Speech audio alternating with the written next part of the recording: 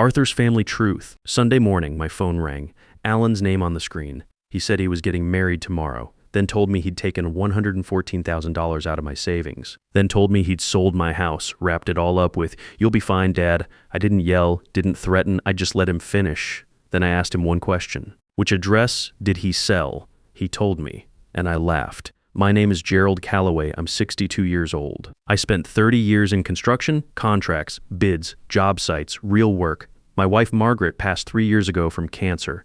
Since then, it's just been me. Let me back up. 3 months before that phone call, Alan started showing interest in my finances. July 23rd, the day after my birthday. He called and said he was worried about me managing bills alone. Said Margaret would have wanted him to look after me. That line landed. So I gave him access to my checking account, the one I keep about $4,000 in for monthly expenses. Not my savings, just the checking. He seemed grateful. Said it helped him worry less. I thought that was the end of it. 6 weeks later, September 8th, Alan brought his girlfriend Carol Pierce to dinner. Sharp girl, the kind of eyes that price everything in the room without asking. She sat at my table at 412 Cedar Lane, looked around slowly, and mentioned property values without being asked. Said houses in this neighborhood must be worth, what, $500,000? $600,000? I gave a vague answer and moved on. Later, while I was washing dishes, I heard her on her phone in the other room. My house has good acoustics. She was talking about my assets to someone like I wasn't 20 feet away. Talking about what I had, what Alan stood to inherit, how the timing worked in their favor. I filed it away. Told myself young people talk about money differently. That was my first real mistake, not acting on what I heard. 2 weeks after that, September 14th, I came down hard with pneumonia. 4 days at Columbus Memorial, fever hit 104 per Geiger. I remember almost nothing from those days. Ceiling lights, voices, someone putting a pen in my hand. Alan told me afterward that he'd brought insurance forms. Said a notary came, said I signed on the 16th and just didn't remember because of the fever. I believed him. He was my son. September 22nd, he emailed me another batch of documents, called them routine forms. When I opened the attachments, the font was small enough to need a magnifying glass. Dense legal language. My gut said something was off, but I told myself, this is Alan. I've known this kid his whole life. That was my second mistake. October 27th, Sunday morning, I was at my kitchen table with coffee, doing my weekly account check. I pulled up the savings account and the number didn't register at first. I read it again, $1,000. Last Monday, that account had a $115,000 in it. I scrolled to the transaction history. October 24th, $50,000 transferred to Alan R. Calloway. October 24th, $40,000 transferred to Alan R. Calloway. October 25th, $24,000 transferred to Alan R. Calloway. 3 transfers. 2 days. $14,000 gone. Just enough left to keep the account open. I checked the checking account. Another $3,000 transferred to Alan on October 26th. I set down my coffee. I didn't panic, didn't make any noise. I just sat there very still, reading those numbers one more time to make sure I had it right. Then my phone rang. Alan's name on the screen. Hey, Dad. Cheerful, relaxed. Big news. I'm getting married tomorrow. Carol and I decided not to wait. Small ceremony at the Riverside Country Club. Just wanted you to hear it from me first. My throat tightened. I kept my voice flat. Alan, my savings account. A pause. Oh, that, yeah. I needed it for the wedding and the down payment on our condo. You'll be fine on Social Security, right? It's not like you have a lot of expenses. You took a $114,000. Dad, technically I had authorization. Those papers you signed in September, power of attorney. The bank approved every transfer. I was running a 104-degree fever when I signed those papers. I barely remembered my own name that week. What about the house? I said. Oh, right. Almost forgot. I sold 935 Birch Street yesterday, $295,000. Buyers are ready to move in. You've got 30 days to clear it out, and that's when I laughed. It came out of nowhere. A real deep laugh, the kind that surprises even you. Dad? What's funny, Alan? I said, catching my breath. I don't live at 935 Birch Street. Silence. That's the rental property. Brian and Janet Henderson live there. They've got 20 months left on their lease. And by the way, I built that house myself. Every room. Margaret and I spent 2 summers on it. More silence. Then quiet, a little afraid. But you never told me. No, I said. I never did. I hung up. I'm not a complicated man. 30 years of reading contracts teaches you one thing above everything else: details matter, dates matter, signatures matter. The difference between a solid deal and a disaster is usually one line of text someone assumed didn't apply to them. Alan assumed a lot of things about me that morning. He was about to find out how wrong he was. I opened my laptop and started a new document. Timeline Financial Fraud, Alan R. Calloway. I had work to do. By Monday morning, I had a plan. 9 a.m., I called my credit union. Told Karen Porter I needed to report fraud and wanted 6 months of complete transaction records. She was professional, moved fast, said the power of attorney documents would be available within 3 business days. 10 a.m., I called Paul Richardson. Paul's a retired attorney I know from the Contractors Association. No nonsense, sharp, the kind of guy who doesn't waste a word. I told him my son had drained my savings and fraudulently sold my rental property. How much are we talking? He asked. $114,000 in theft, $295,000 in fraudulent sale proceeds. Short pause, my office. 2 p.m., 11 a.m. I called Brian Henderson over at 935 Birch. Told him straight what happened. His voice got tight real fast. Someone thinks they bought our house. Your lease is valid and binding, I said. You're not going anywhere. But I need you ready to give a statement. Whatever you need, Gerald, you name it. My buddy Barry came over that afternoon. We've known each other since 1989, same construction crew, same long days in Ohio heat. He sat at my kitchen table while I laid out every document I had. Bank statements, lease agreements, property deeds. We organized everything into 3 sets, one for Paul, one for the police, one locked in my filing cabinet. At 2 p.m., I sat across from Paul in his office and told him the whole story. When I finished, he took off his glasses and said, Gerald, your son committed multiple felonies, grand theft, fraud, forgery. This isn't civil. He's looking at 5 to 7 years. I know. You sure about this? He's your son. He stole 30 years of work and tried to make me homeless, I said. What kind of son does that? Paul pulled out a legal pad. Then let's build an airtight case. That evening, Alan texted asking why the bank was calling about a fraud investigation. Said it must be a mistake. Said he'd borrowed the money and would pay it back. I stared at the word borrowed for a long time. You don't borrow without asking. I didn't respond. The next day was the wedding. I went. Alan had texted the night before asking me to come, said he wanted me there, said we shouldn't fight over money. I typed back that I'd be there, let him think everything was fine. Riverside Country Club was done up the way Carol's family likes things. White roses everywhere, crystal chandeliers, the kind of room that costs money just to walk into. I arrived at 2 p.m. in my navy jacket. I brought a small gift, a framed photo of Alan at age 8.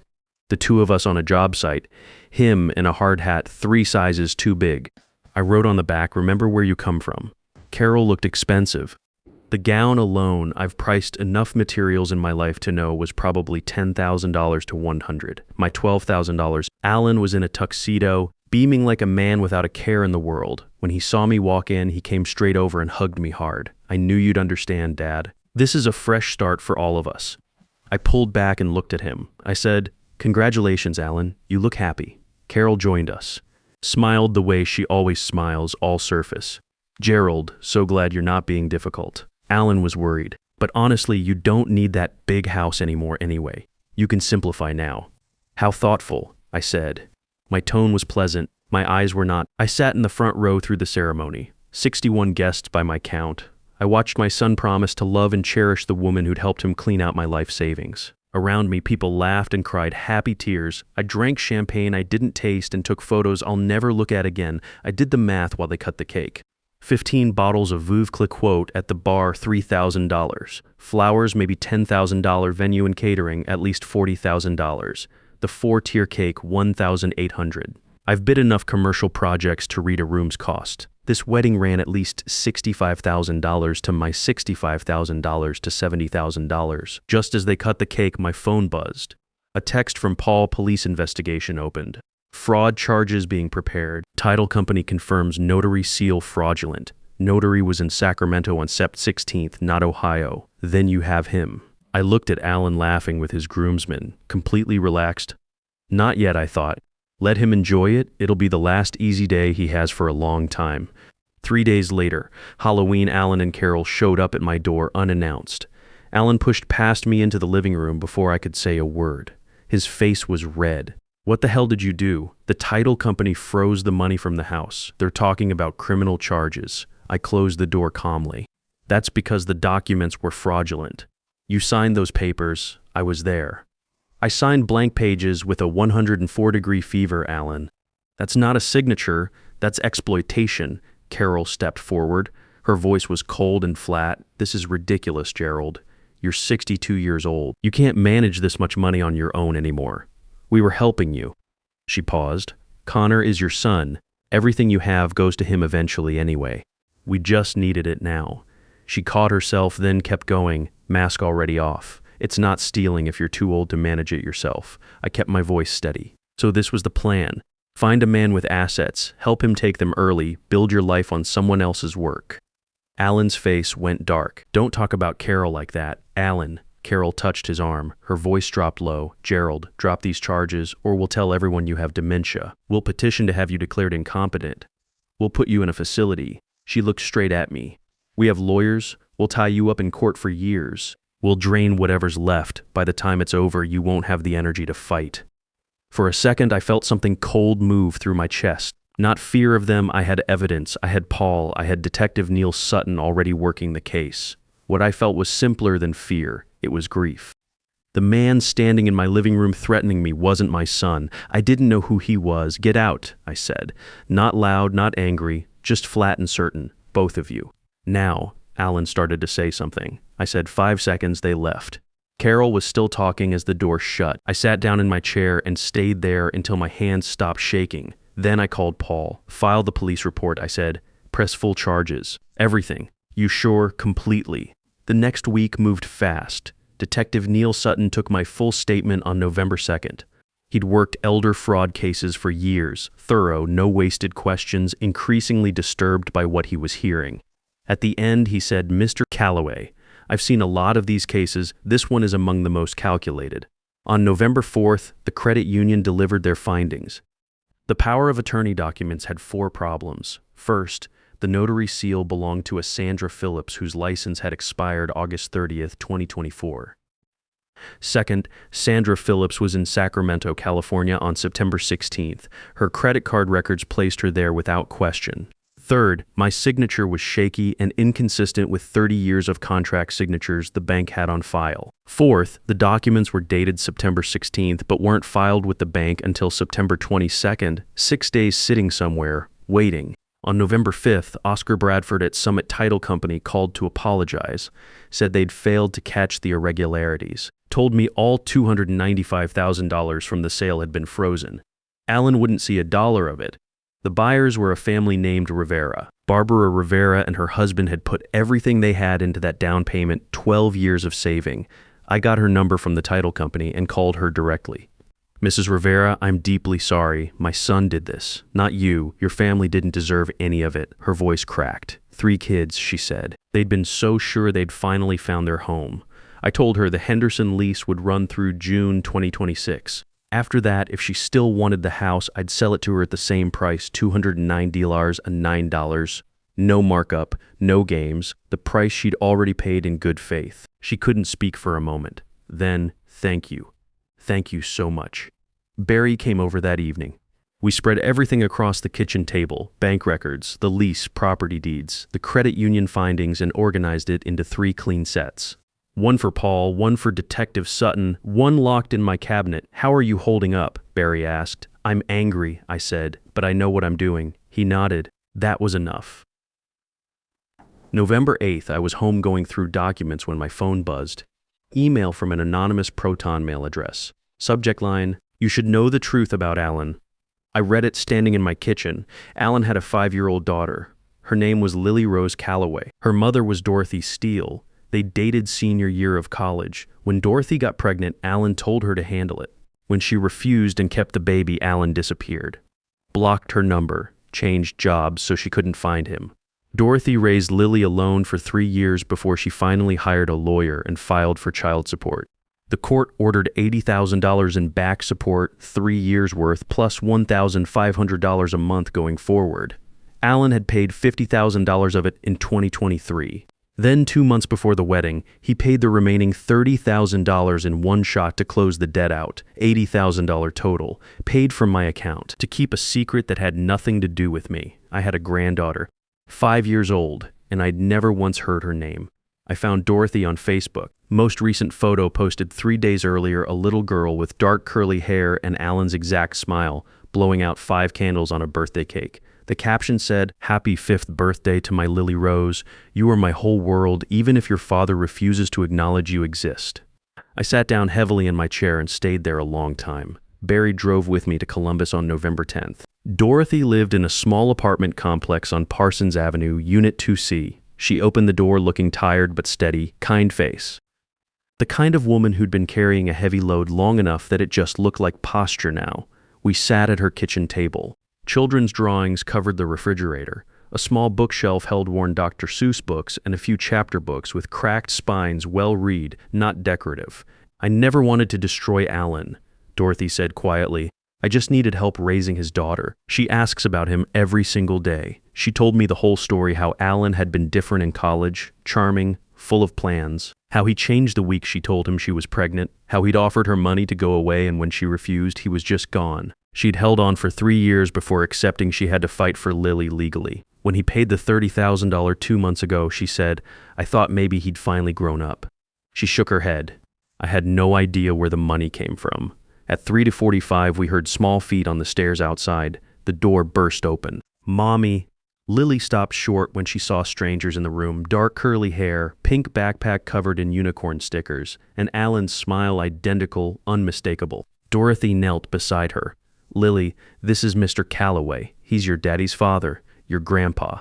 Lily looked at me for a long moment with serious eyes. Then she walked over slowly and said, "Do you know where my daddy is?" I said yes, I knew where he was. She thought about that. Then, "Does he think about me sometimes?" I felt something break open in my chest. Quietly, the way things break when they've been under pressure for a long time. "I think he thinks about you more than you know." I said, "He's made some mistakes. Big ones, but that's not your fault." "Not one bit of it." Lily studied my face the way 5-year-olds do, like they can tell if you're lying. Then she seemed to decide I was okay. "Do you want to see my drawings? I'm really good at cats." I said I'd love nothing more. We stayed 2 hours. On the drive back, Barry didn't say much, just, "You doing okay?" "No," I said, "but I know what needs to happen." He nodded again. That was enough again. The preliminary hearing was November 15th at Franklin County Courthouse, Judge Irene Caldwell presiding. Alan arrived with his attorney, Howard Sullivan, sharp dresser, white-collar defense specialist. Paul sat beside me. Detective Sutton was at the prosecution table. Dorothy sat in the back row. Lily was at her grandmother's house. Alan looked like he hadn't slept in 2 weeks. Dark circles, wrinkled suit, hands that wouldn't stay still. When his eyes found mine across the room, I saw something I hadn't seen from him since he was a kid, genuine fear. Paul laid out the case clean and fast. Bank records, fraudulent power of attorney, the Sacramento credit card records proving Sandra Phillips was 1,000 miles away when my signature supposedly got notarized. Detective Sutton's report, Summit Title Company's findings, every piece locked into the next one like a well-built frame. Judge Caldwell looked at Alan over her glasses. "Mr. Calloway, the evidence here is substantial. The prosecution is prepared to file formal charges, grand theft, fraud, forgery. Do you understand the seriousness of these allegations?" "Yes, Your Honor," Alan said. His voice came out barely above a whisper. Before proceedings moved forward, I stood and asked permission to speak. "Go ahead, Mr. Calloway," the judge said. I looked directly at my son. "Alan, before this goes any further, tell this court about Lily." The room went completely quiet. Carol, sitting behind the defense table, looked confused. "Who's Lily?" Alan went white. Howard Sullivan leaned over, whispering hard. Alan shook his head slowly. Then he stood up on his own, and what he did next surprised everyone in that room, including me. He told the truth. He told them about Lily Rose, about Dorothy, about abandoning them when she was pregnant because he was ashamed and scared, about the lawsuit, the $80,000 in back support, the $50,000 he'd paid in 2023, and the $30,000 2 months before the wedding, about how Carol's family had money and connections and he'd been terrified they'd walk if they found out he'd left a child behind, so he buried it, used my savings to close the debt quietly and keep his life looking clean. "I stole from my father to cover up the fact that I abandoned my daughter," he said. His voice broke on the last word. I kept making one bad choice to hide the last one until I convinced myself I deserved his money because I needed it more than he did. That's how far gone I was. He turned to look at Carol. She was already standing, picking up her bag. Her heels clicked hard on the marble floor all the way to the exit door. It shut behind her and the room stayed quiet. Judge Caldwell called a 30-minute recess. In the hallway, Paul said, "That was unexpected." "Yeah," I said, "I didn't feel satisfaction. I just felt tired in a way that had nothing to do with sleep." 5 days before Thanksgiving, a woman knocked on my door at 412 Cedar Lane, late 50s, silver hair, good coat. She looked familiar in a way I couldn't place. "Mr. Calloway, I'm Nancy Pierce, Carol's mother." She held out an envelope. "I need you to read this. I should have given it to you a long time ago. I almost closed the door. Instead, I let her in." The letter was handwritten on cream stationery, dated November 18th, 2024. 23 years ago, February 14th, 2001, Nancy Pierce lost control of her car on Route 71 during an ice storm. She and 6-year-old Carol spun into oncoming traffic. Margaret was driving toward them. She could have swerved clear and saved herself. Instead, she steered into the impact to take the hit and protect them. Nancy and Carol walked away with minor injuries. Margaret didn't walk away. I had to set the letter down and look at the wall for a minute. Nancy had carried the guilt for 23 years. When Carol started dating Alan 2 years ago and she learned whose son he was, she thought it was a chance to settle a debt. She encouraged the relationship, told Alan that a man like his father would have wanted his family helped. She never told Carol the truth about the accident. Never imagined Alan would use it the way he did. She thought she was honoring something. She had no idea what she was actually setting in motion. I asked her to leave. She left crying. I sat in my living room alone with that letter until dark. Margaret steered into that crash on purpose, to save a 6-year-old girl she'd never met. That was exactly who she was. That was the decision she would have made every single time. I knew that without any doubt. It didn't erase what Alan did. It didn't create a debt I owed anyone, but it told me something about how to finish this. The sentencing came December 10th, same courtroom, same judge. The Rivera's were there, Brian and Janet Henderson. Dorothy in the back, Barry beside me. Paul at the table. I gave a victim impact statement. I told Judge Caldwell I didn't want vengeance. I wanted my son to become the man his mother would have recognized, the man who steers toward the hard thing instead of away from it. I asked for a sentence that held him accountable and still left him room to be Lily's father. Alan took the stand. Eleanor Walsh, the prosecutor, cross-examined him without mercy. "Did you choose to steal?" "Yes." "Did you choose to forge documents?" "Yes." "Did you choose to abandon your daughter for 5 years?" His voice dropped to almost nothing. "Yes. I made every one of those choices. Nobody forced me." Judge Caldwell looked at him a long time after that. "Mr. Calloway, I've presided over hundreds of fraud cases. Yours is particularly troubling because you exploited the person who trusted you most. But I also see a man who chose, when it mattered, to tell the truth. Justice requires accountability. It can also allow for redemption. 18 months in county jail. 5 years supervised probation. Full restitution, $114,000 plus interest, $1,200 a month for 10 years. Mandatory therapy. Legal custody arrangement with Dorothy for Lily. Not 5 to 7 years. A chance. That Thanksgiving, my kitchen at 412 Cedar Lane was full of noise. Brian and Janet Henderson and their daughter, Barbara Rivera and her 3 kids, Barry and his wife, Paul Richardson and his wife, Dorothy and Lily. Alan, 94 days sober, setting the table. He'd started an accounting job that Monday honest work, steady hours. He sees Lily every weekend now. The $1,200 hits my account on the first of every month without fail. And in the corner, sitting quietly by herself, Nancy Pierce. I'd called her the week before.